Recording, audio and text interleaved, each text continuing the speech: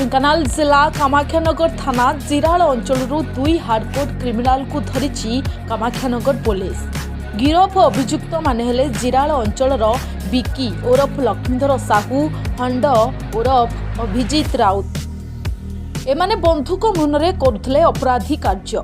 गत 20 तारिख राति जिराल रेस्टोरेंट भितर पशि 2 राउंड गुली चलैबा सह टंका लुट करी चंपट मारथिले। एथिसहित जिराल बजार में हंगामा रचिथिला, जहाकु नै आतंकित थिले जिरालवासी। पुलिस रो 2टी स्वतंत्र टीम अपराधी मानकु धरिबारे सक्षम होइथिले।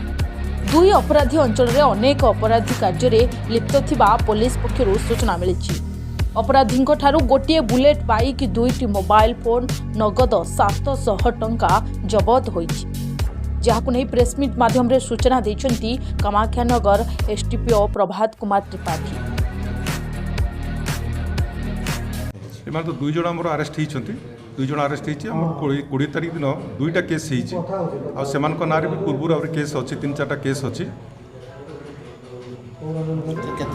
गत 20 तारिख दिन एमाने प्रथमे बिकी जिरालर बिकी ता सहित आ गोटे पिलाटे से सांग होइकि गोटे मोटरसाइकेल मदफद पी से जिराल मार्केट पूरा टेरर कर देइथिले एवं लोक मानकु भयभीत करिया पे से माने बम भी ब्लास्ट करथिले।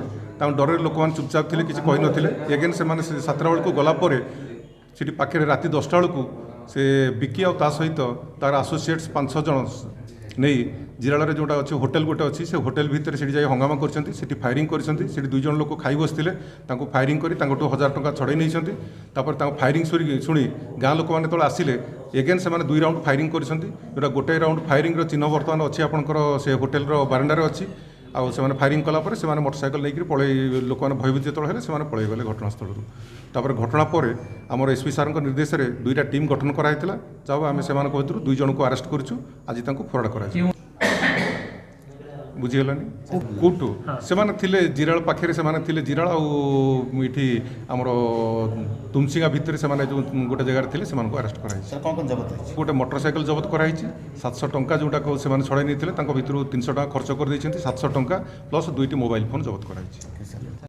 ब्यूरो रिपोर्ट सत्यमेव जयते ओडिया।